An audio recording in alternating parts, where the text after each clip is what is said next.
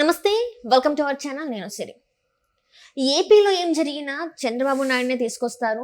జగన్మోహన్ రెడ్డి గారి ఇంట్లో ఏం జరిగినా చంద్రబాబు నాయుడు గారినే తీసుకొస్తారు. ఆఖరికి పీకే గారు ఏదైనా వ్యాఖ్యానించినా కూడా అది చంద్రబాబు నాయుడు చుట్టే తీసుకొస్తారు. అసలు ఎందుకు చంద్రబాబు నాయుడిని ప్రతి దాంట్లో తీసుకొచ్చి మొదలు పెడుతున్నారు? ఎందుకు? అసలు ఏం జరుగుతుంది? సో ఈ అంశాన్ని మనకి వివరించడానికి మనతో పాటు ఉన్నారు ప్రముఖ senior journalist, political analyst CS Rao గారు. నమస్కారం. నమస్తే శ్రీ. సార్, ఏపీలో ఏం జరిగినా కూడా అది చంద్రబాబు నాయుడు చుట్టే తిప్పుతారు వైసీపీ నేతలు. అండ్ వాళ్ళ ఇంట్లో ఏం జరిగినా, జగన్మోహన్ రెడ్డి గారి ఇంట్లో జరిగినా కూడా అది చంద్రబాబు నాయుడు గారు చేపించారని చెప్పేసి మాట్లాడతారు. ఆఖరికి నిన్న మాట్లాడిన పీకే గారు మాట్లాడింది కూడా చంద్రబాబు నాయుడు చుట్టే తిరుగుతుంది. అసలు ఏం జరుగుతుంది సార్? అంటే ప్రతి విషయాన్ని కూడా చంద్రబాబు నాయుడు చుట్టూ చెప్తున్నారు. లాస్ట్కి వాళ్ళ బెడ్రూమ్లో జరిగినటువంటి విషయాలను కూడా చంద్రబాబు నాయుడే కారణం అని చెప్పే స్థాయికి వచ్చేసారు. బెడ్రూమ్లో విషయాలకు కూడా చంద్రబాబు నాయుడు కారణమే అని చెప్పే పరిస్థితికి వచ్చారు. దీన్ని చంద్రబాబు నాయుడిని ఆడిపోసుకోవటం అని చెప్పి అందామా, లేదంటే సుదీర్ఘమైనటువంటి రాజకీయ ప్రయాణం 40 సంవత్సరాలకు పైన ఉంది కాబట్టి ప్రతి అంశాన్ని ఆయనతోటి తిప్పుతున్నారు, ఆయనతోటి ఎంతో కొంత లింకప్ అయి ఉన్న కారణంగానే ఆ విధంగా అంటున్నారా, లేదా ఆయన సామర్థ్యం అలా ఉందా? ఆయన సామర్థ్యం ఎక్కువగా ఉంది కాబట్టి ఆయన ఏదైనా చేయగలరు అనేటువంటి కోణం నుంచి ఆయన్ని ఈ విధంగా టార్గెట్ చేస్తున్నారా అనేది మనం చూస్తే కనుక, ఒక రకంగా చూస్తే మనం మామూలుగా పల్లె భాషలో చెప్తే కనుక ఆడిపోసుకుంటున్నారు అనొచ్చు. అంటే కొన్ని విషయాలు ఆయన తెలియని విషయాలు కూడా ఆయన చుట్టూ తిప్పుతున్నారు, ఆయన మెడ చుట్టూ తిప్పుతున్నారు. ఎగ్జాంపుల్ చెప్తారు. ఇప్పుడు షర్మిల జగన్మోహన్ రెడ్డికి సంబంధించి తేడాలు రావడానికి కారణం ఏంటి అనేది జగద్విదితం, అందరికీ తెలిసిందే. కేవలం ఆస్తులకు సంబంధించిన ఇష్యూ, అంతే కదా. వాళ్ళిద్దరి మధ్య ఆస్తులకు సంబంధించిన ఇష్యూనే వచ్చింది. ఆస్తులకు సంబంధించిన ఇష్యూ కాబట్టి వాళ్ళిద్దరు విడిపోయారు. వాళ్ళ చెల్లెల్ని వదిలిపెట్టమని చెప్పి జగన్మోహన్ రెడ్డి చెప్తే చంద్రబాబు నాయుడు జగన్మోహన్ రెడ్డి అంటాడా? లేదు, జగన్మోహన్ రెడ్డిని వదిలిపెట్టు మీ అన్నని చెప్తే షర్మిల వింటుందా? ఏ అన్న చెల్లెలు ఇంకొకరు చెప్తే వినరు. వాళ్ళ మధ్య గొడవలు వస్తే తప్ప ఇది అన్ని కుటుంబాల్లో జరిగేటువంటి సీనే. ఇది కుటుంబ కలహాలు, కుటుంబంలో జరిగేటువంటి వ్యవహారాలు. చంద్రబాబు నాయుడు చెప్తే జగన్మోహన్ రెడ్డి, షర్మిల లేదంటే వాళ్ళ మదరు విజయమ్మ వింటారా? ఒకవేళ వాళ్ళు చంద్రబాబు నాయుడు చెప్పేది వింటే మరి 2019లోనే చేయొచ్చుగా. 2019లోనే మీకు మొత్తం చేయొచ్చు కదా, విడగొట్టచ్చు కదా. ఇప్పుడే ఎందుకు విడగొట్టాడు? ఇది ఒకటి. రెండు, బాబాయ్ మర్డర్, వివేకానంద మర్డర్ జరిగింది. మర్డర్ జరిగినప్పుడు చంద్రబాబు నాయుడు ముఖ్యమంత్రిగా ఉన్నారు. అప్పటికి ఎలక్షన్ కోడ్ వచ్చింది, ఎలక్షన్లు జరుగుతున్నాయి, ఎలక్షన్లో బిజీగా ఉన్నారు.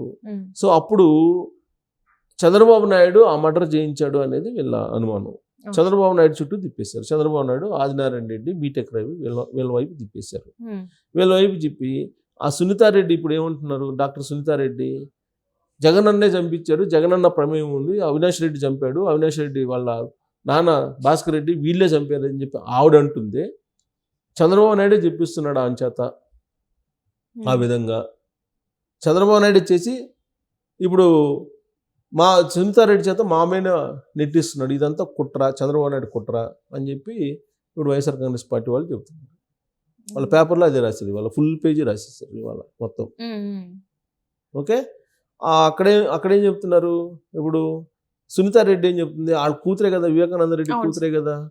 ఆవిడ పోరాటం చేసి చేసి చేసి చేసి అలసిపోయి సుప్రీంకోర్టుని, హైకోర్టు నుంచి సుప్రీంకోర్టుకి వెళ్ళి కడప కోర్టు నుంచి సుప్రీంకోర్టు దాకా వెళ్ళిద్దా పోరాడుతున్నప్పుడు సహజంగా ఎవరైనా సరే సహాయం అందిస్తారు లేదా? ఒక ఆడబిడ్డ తన తండ్రి చనిపోతే తండ్రి చనిపోవడానికి కారణం ఏంటి, ఎవరు మర్డర్ చేశారని చెప్పి తెలుసుకునేటువంటి ప్రయత్నంలో ఎవరైనా అంటుంటారు కదా. చంద్రబాబు నాయుడు దగ్గరికి వెళ్ళారు, చంద్రబాబు నాయుడు సహాయ సహకారాలు చేసి ఉండొచ్చు, లేదు త్రిపుల రఘురామకృష్ణరాజు చేసి ఉండొచ్చు, లేదా మహాసేన రాజేష్ మాట సహాయం చేసి ఉండొచ్చు. వీళ్ళందరూ సహాయం చేశారు కాబట్టి చంద్రబాబు నాయుడే చేయించాడు ఇదంతా అనేది చంద్రబాబు నాయుడు చుట్టేటువంటి ప్రయత్నం చేశారు. సో విచిత్రంగా ఏంటంటే ప్రతిదీ ఏది జరిగినా చంద్రబాబు నాయుడు అనేది. ఇప్పుడు సిబిఐ ఎంక్వైరీ నడుస్తుంది కదా. సిబిఐ ఎంక్వైరీ రామ్ సింగ్ అనే అతను చంద్రబాబు నాయుడు మాట విని విచారణ చేస్తున్నాడు అని అంటారు. సిబిఐ చంద్రబాబు నాయుడు మాట వింటే సెంట్రల్ గవర్నమెంట్ ఆధ్వర్యంలో కదా సిబిఐ ఉండేది. మరి నరేంద్ర మోడీ కూడా చంద్రబాబు నాయుడు చెప్పినట్టు వినాలి కదా. సింపుల్ కదా. సిబిఐ ఎందుకు ఉంటుంది? సెంట్రల్ గవర్నమెంట్ ఆధీనంలో ఉంది. ఇప్పుడు వాళ్ళే ఏమంటారు, సిబిఐ అనేది సెంట్రల్ గవర్నమెంట్ నరేంద్ర మోడీ జేబులో సమస్యలు ఇవన్నీ అని చెప్పి వాళ్ళు అంటారు. చంద్రబాబు నాయుడుకి మోడీకి ఇద్దరికి పడదని చెప్పి కూడా వాళ్ళే అంటారు. మరి సిబిఐ ఎలా ఉంటుంది? చంద్రబాబు నాయుడు చెప్పింది ఇది అయిపోయింది. ఇది అయిపోయిన తర్వాత కోర్ట్స్లో వాళ్ళకి అనుకూలంగా వస్తేనేమో ఓకే, జడ్జిలు మంచోళ్ళు, న్యాయం గెలుస్తుంది, న్యాయస్థానాలు నమ్మాలి, న్యాయస్థానాలు విశ్వసించాలి. వాళ్ళకి వ్యతిరేకంగా తీర్పు వస్తేనేమో చంద్రబాబు నాయుడు మ్యానిపులేట్ చేశాడు అక్కడ ఉండేటువంటి జడ్జిల్ని అని చెప్పి చెప్తారు. అమరావతి రాజధాని ఉంది, రాజధాని విషయంలో రైతులు కోర్టులకు వేశారు. కోర్టులకు వేసినప్పుడు విచారణ చేసి అక్కడ అన్యాయం జరుగుతుంది, రైతులకు అన్యాయం జరుగుతుందని చెప్పి జడ్జిలు చెప్తే జడ్జిలకు వ్యతిరేకంగా వీళ్ళు పోస్టులు పెడతారు, వైఎస్ఆర్ కాంగ్రెస్ పార్టీకి సంబంధించినటువంటి ఆ పోస్టులు పెడితే వీళ్ళందరూ కూడా చంద్రబాబు నాయుడు మనుషులు, జడ్జిలు. సో చంద్రబాబు నాయుడు ఏది చెప్తే అది వింటారు అని చెప్పి జడ్జిల్ని చంద్రబాబు నాయుడికి చుట్టేశారు. అసలు మొత్తం చంద్రబాబు నాయుడికి చుడితే చంద్రబాబు నాయుడే మొత్తం అన్నిటికీ కారణం అయితే ఇంక మీరెందుకు అధికారంలో కదా. ఇప్పుడు అక్కడ ఏదైనా ఉద్యమం జరిగినా చంద్రబాబు నాయుడు కారణమే. ఆడ ఇసుక సిండికేట్కి సంబంధించినటువంటి బయటకు వచ్చినా చంద్రబాబు నాయుడే బయట పెట్టారంటారు. చంద్రబాబు నాయుడే బయట పెడతారు కదా మరి ప్రతిపక్షంలో ఉన్నప్పుడు. సో అంటే వాళ్ళకి అనుకూలంగా వస్తేనేమో ఓకే, అదర్వైజ్ చంద్రబాబు నాయుడుకి చూడతారు. ప్రతి అంశాన్ని చంద్రబాబు నాయుడు చూడతారు. ఇప్పుడు తాజాగా ప్రశాంత్ కిషోర్ ఆయన రాజకీయ వ్యూహకర్త. ఆయన చేసే పని ఏంటి? ఏ రాజకీయ పార్టీ డబ్బులు ఇస్తే ఆ రాజకీయ పార్టీకి సర్వేలు చేస్తూ ఉంటారు. అది వాళ్ళ సంస్థ యొక్క పని. రాజకీయకర్త నువ్వు ఆయన్నే 2019 ఆయన్నే పెట్టుకొని నువ్వు మొత్తం నడిపించేసావు కదా. సరే, ఆయనకి నీకు ఏం జరిగిందో తెలియదు, ఎవరికి తెలియదు.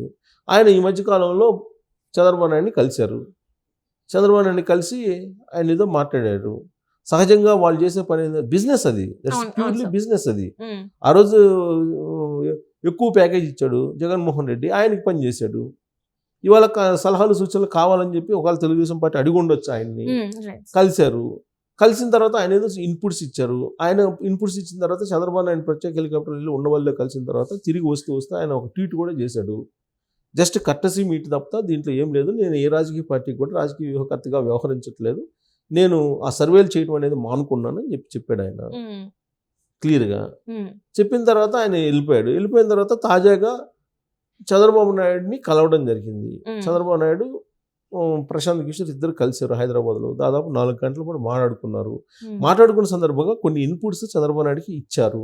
అది బయటకు వచ్చింది. ఏమి ఇన్పుట్స్ ఇచ్చారని అంటే, ఇప్పుడు సూపర్ 6 తెలుగుదేశం పార్టీ అనౌన్స్ చేసింది, వాటిని ప్రజల్లోకి తీసుకెళ్తున్నారు. సో ప్రజల్లోకి తీసుకెళ్తున్నాం, ఇంకా కొంచెం బాగా ఫోర్స్ఫుల్గా వాటిని తీసుకెళ్లాలంటే పవన్ కళ్యాణ్ చేత కూడా చెప్పించింది.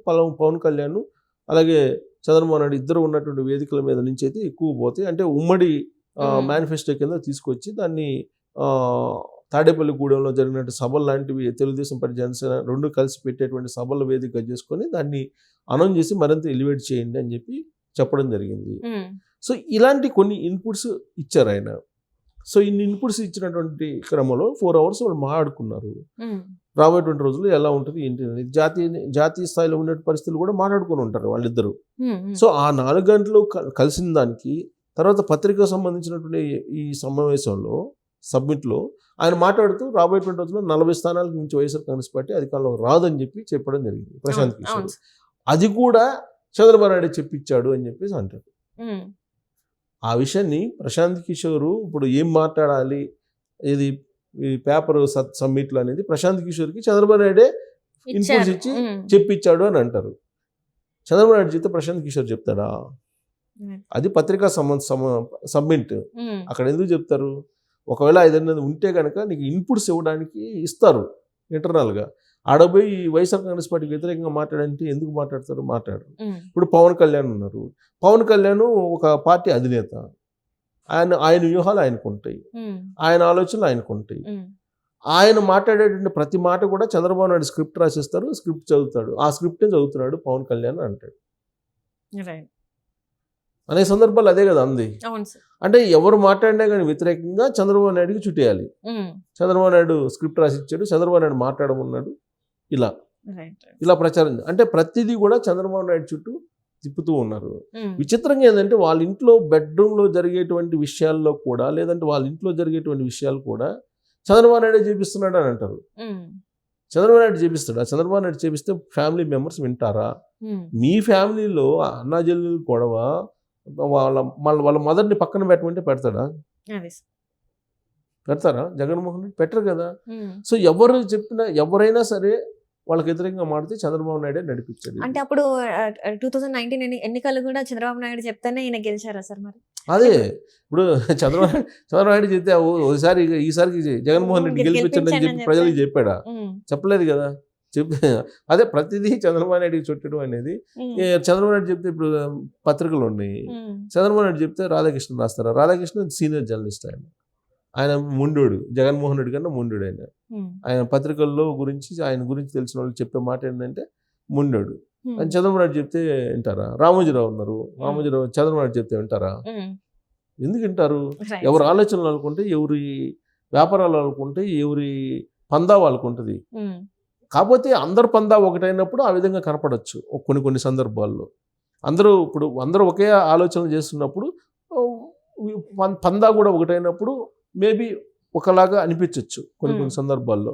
అయినంత మాత్రం చంద్రబాబు నాయుడు చెప్తే వీళ్ళందరూ వినే పని అయితే నువ్వు అధికారంలో దేనికి అసలు?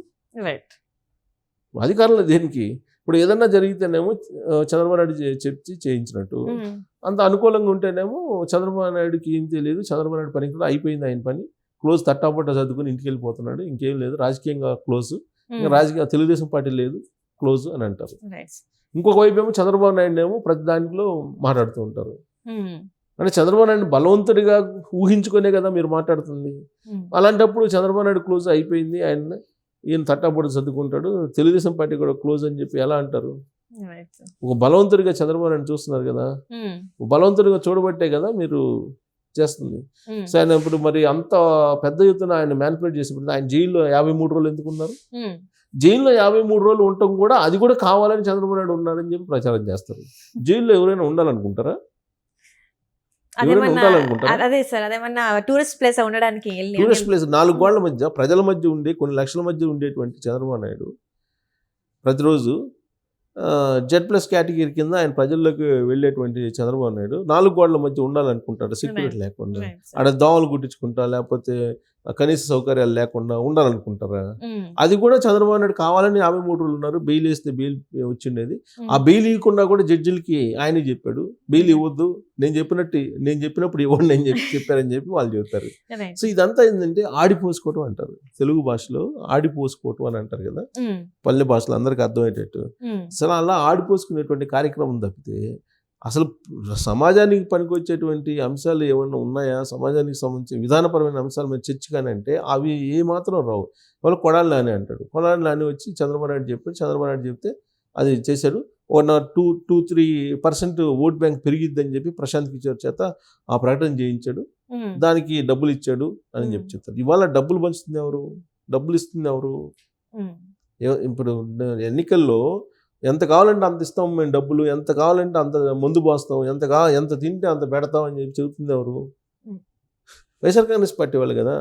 సో చంద్రబాబు నాయుడిని ఆడిపోసుకోవడం అనేది అలవాటు అయిపోయింది. అక్కడి నుంచి బయటకు వచ్చి అభివృద్ధి, తర్వాత డెవలప్మెంటు, రాష్ట్రానికి ఏం కావాలి, రాష్ట్ర ప్రయోజనాలు ఏం కావాలి, ఆ దిశగా ఆలోచిస్తే కొంచెం ప్రజలు కూడా నమ్మే పరిస్థితి. లేదంటే ప్రశాంత్ కిషోర్ చెప్పినట్టు మార్పు అయితే తథ్యం, మార్పు కోరుకుంటున్నారు ఆంధ్రప్రదేశ్ ప్రజలు, ఆంధ్రప్రదేశ్ ఓటర్లు. కాబట్టి ఎట్టి పరిస్థితుల్లో జగన్మోహన్ రెడ్డి అధికారంలోకి వచ్చే అవకాశం లేదని చెప్పి చెబుతున్నారు. చంద్రబాబు నాయుడు కాబోయే ముఖ్యమంత్రి అని చెప్పి చెబుతున్నారు. వాళ్ళన్నీ ఆడిపోసుకున్నారు. Right sir, right, thank you so much sir. So ఇది జగన్మోహన్ రెడ్డి గారు వాళ్ళ ఇంట్లో ఏం జరిగినా, వాళ్ళ ఇంట్లో ఎవరు చనిపోయినా, ఆఖరికి వాళ్ళ బెడ్రూమ్లో ఏం జరిగినా కూడా ఇది చంద్రబాబు నాయుడు గారు చేపించారు అని చెప్పేసి మాట్లాడుతున్నారు. మరి చూడాలి రేపటి రోజున ఏం జరుగుతుందో ఏంటి అనేది. Thank you.